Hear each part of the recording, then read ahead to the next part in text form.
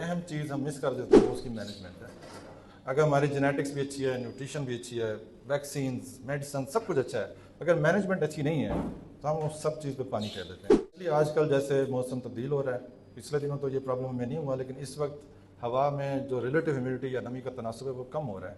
H9 की infection अक्सर हमारे पास आ जाती है, IB की इन्फेक्शन हमारे पास आ जाती हैं, वैक्सीनल रिएक्शंस हमारे पास ज़्यादा हो जाती हैं।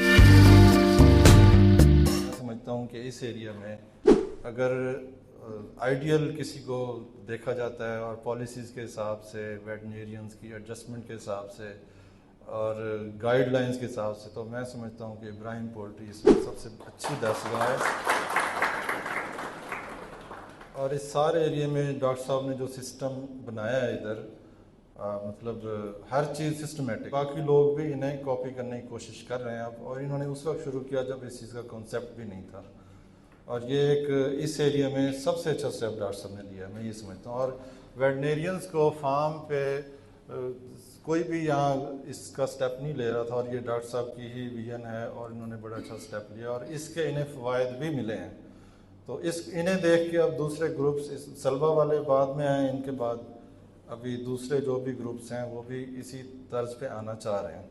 तो मेरा ख्याल है कि डॉक्टर साहब के होते हुए कोई इतनी गाइडलाइन देने की ज़रूरत नहीं है, लेकिन चूंकि उन्होंने दावत दी है तो मैं कुछ पॉइंट्स ज़रूर डिस्कस करना चाहूँगा।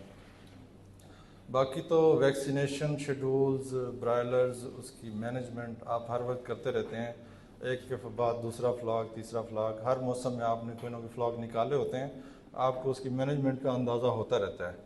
कुछ गलतियां जो मैं आम तौर पर देखता हूं कि फार्म्स पे हो रही होती हैं, मैं सिर्फ वो डिस्कस करना चाहूँगा कि ज़्यादातर हम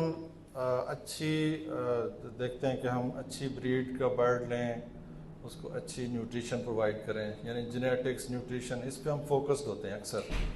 और हम ये भी देखते हैं कि हम उसको वैक्सीनेशंस अच्छी से अच्छी करें, मेडिकेशंस अच्छी से अच्छी यूज़ करें।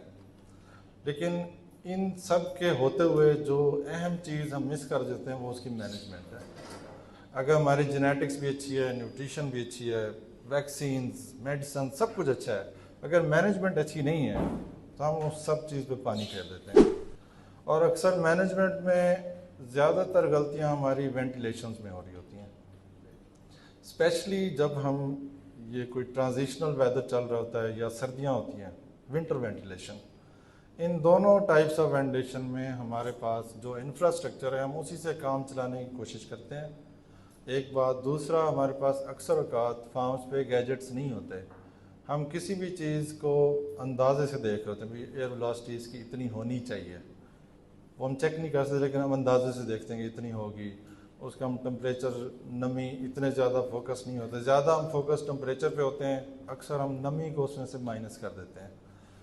तो ये भी एक टेम्परेचर और नमी को दोनों को एक साथ रखना ये बहुत ज़रूरी है, स्पेशली आजकल जैसे मौसम तब्दील हो रहा है। पिछले दिनों तो ये प्रॉब्लम हमें नहीं हुआ, लेकिन इस वक्त हवा में जो रिलेटिव ह्यूमिडिटी या नमी का तनासुब है वो कम हो रहा है।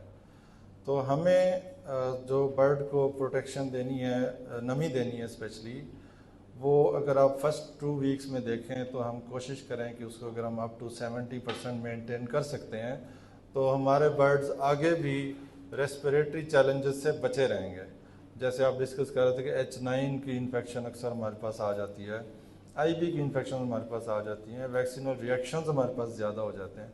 उसकी सबसे बड़ी रीज़न ये होती है कि हम टेम्परेचर पूरा करते करते नमी को इंतहाई कम कर देते हैं और उस पर फोकस भी नहीं होते, और अक्सर हमारे शेड्स में ह्यूमिडिफायर्स नहीं होते।